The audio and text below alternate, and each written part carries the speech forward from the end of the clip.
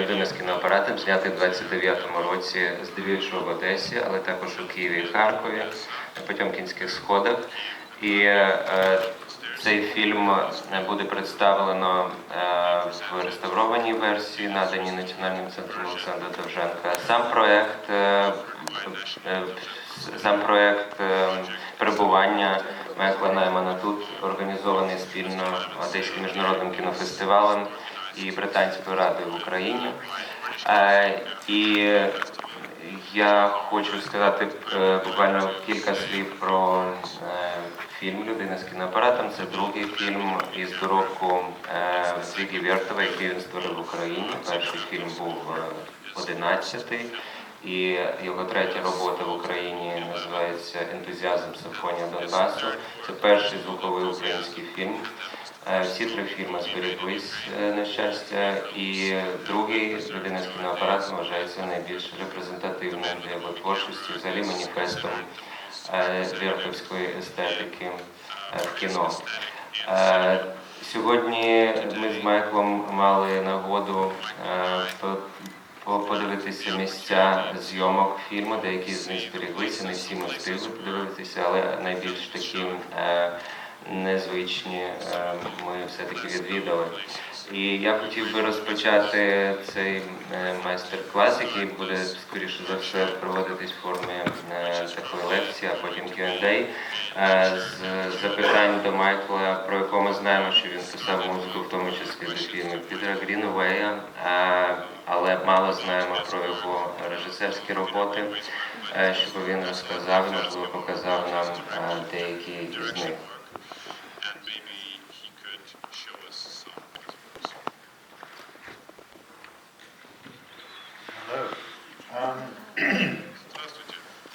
I am not going to talk about music. I am a composer, and if you come to the concert tonight, you will hear my soundtrack to Man with a Movie Camera, which we may talk about, or may not talk about. But I'm more interested in talking about the films that I've made deliberately and undeliberately over the last 10 or 15 years, and to especially, and I want to describe the kind of films I make and why I make them and where I make them. And this morning I was walking around Odessa as a kind of film tourist. And I realized that I am a member. The music that I write, I will talk about music. The music that I write is, let's say, constructivist or structuralist. I take a musical idea and I put it, and it's basically I put it through processes of repetition and variation and combination.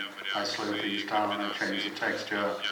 But basically, with the kind of music that I write, you can more or less predict what the narrative of the music is going to be. As a filmmaker, I realized this morning that I'm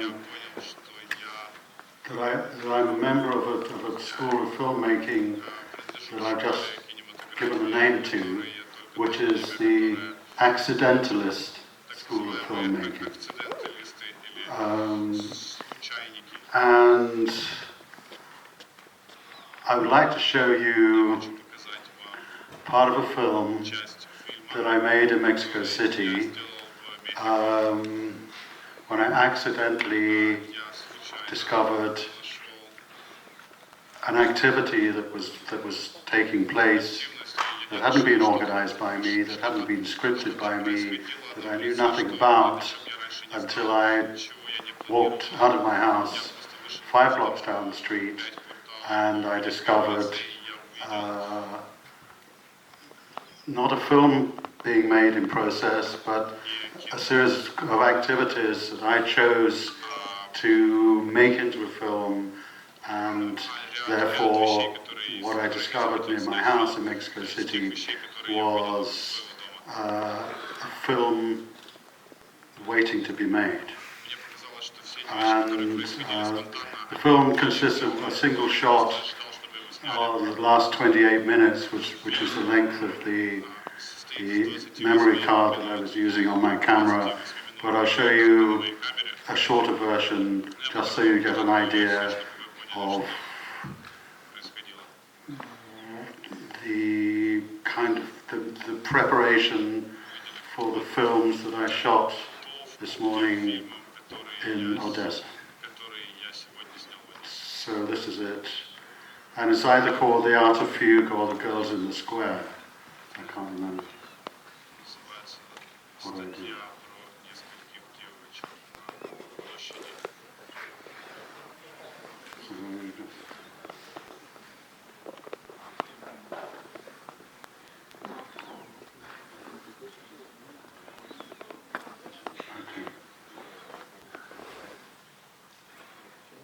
What?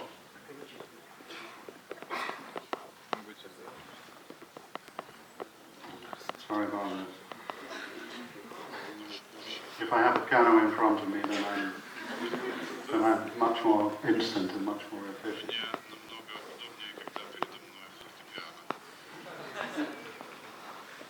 No? What? Oh. What is the problem? What? Okay, well, I will tell you what happened this morning. But I can't show, well, theoretically, I can show you what I shot, but it's probably quite difficult.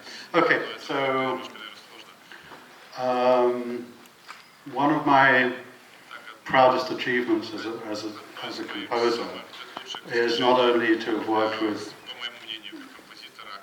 living directors like Peter Greenaway and Jane Campion and Michael Winterbottom and Neil Jordan, but also to have actually written soundtracks for much higher quality films by dead Russians or dead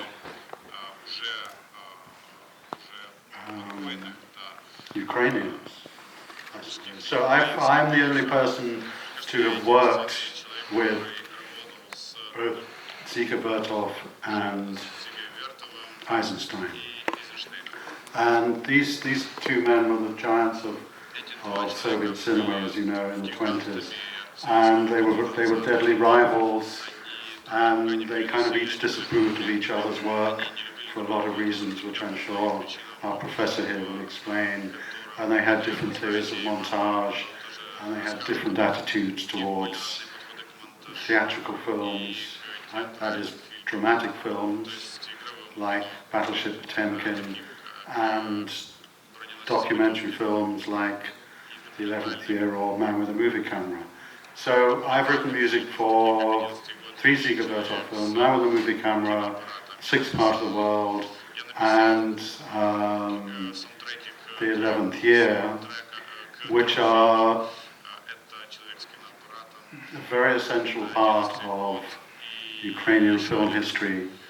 In 1926, I think Zika Vertov was in Moscow and he wanted to make his film Man with a Movie Camera.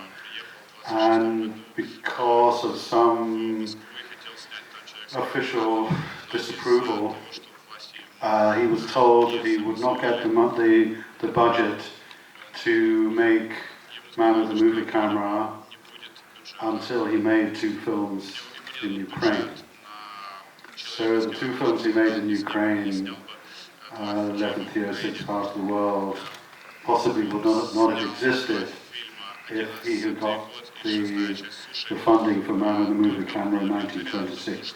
So he made those 2 films, and then in Moscow, Kiev, and Odessa he made Man with a Movie Camera. What was I going to say? Okay, so I was invited by the film festival, International Film Festival here, to perform my soundtrack, with the film of Nyman the Movie Camera tonight on the Odessa steps. And I said, well, this is very exciting.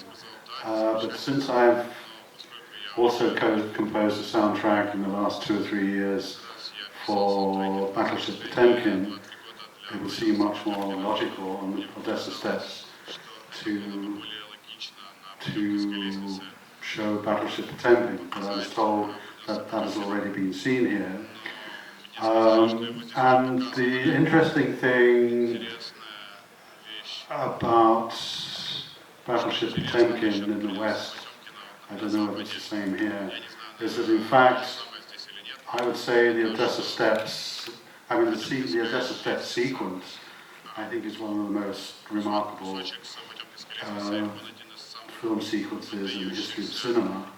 And for that reason, the Odessa steps is possibly the most famous film location in the whole history of cinema. So it's a great pleasure and privilege for me to be here, playing my music to the Vertov film rather than to Battleship Potemkin at the bottom of the Odessa steps. Now there is a point to this story. I'm not just talking film history. Well, I am. So, with the professor here, I suggested that this morning, when I had free time, that I spent looking at locations where Dziga Vertov had shot parts of Nyman the Movie Camera here in Odessa. And first of all, I wanted to see the Odessa steps, the location where we were playing tonight, and where obviously Isaac Stein had shot that sequence. So these guys said, okay, let's go somewhere else first, and then we'll come back to the Odessa steps. And I said, no, I like to look at the Odessa steps right now. So I was standing at the top of the Odessa steps, and to my left there was a bunch of workmen, 4 or 5 workmen, who were doing something with power tools. Now, one of the consequences of my writing the soundtrack for Man with a Movie Camera is that I've become obsessed with a certain way of looking at the world through the eyes of Vertov, and looking at certain activities with greater interest than I would have had if I had not known Man with a Movie Camera. So one of the themes in Man with a Movie Camera is like making things, and there are lots of close-ups of hands, and especially as women making things, and women as telephonists, and Vertov's wife as the editor of the film. So I'm very interested through Vertov, through this particular film, in men and women working. So I was at the top of the Odessa steps, looking at these guys working, and I thought they were doing something on a wall. And I thought, well, it looks kind of interesting. Get a close up, and there's a lot of hands, and there's a lot of activity. So I started filming them. I didn't know what they were doing. And as I got closer to see what they were actually doing, I noticed that what they were doing was they were putting on the wall a plaque, a sign, which said, this is one of the European, one of the most important locations of the European film heritage ever. So here were these guys, after 9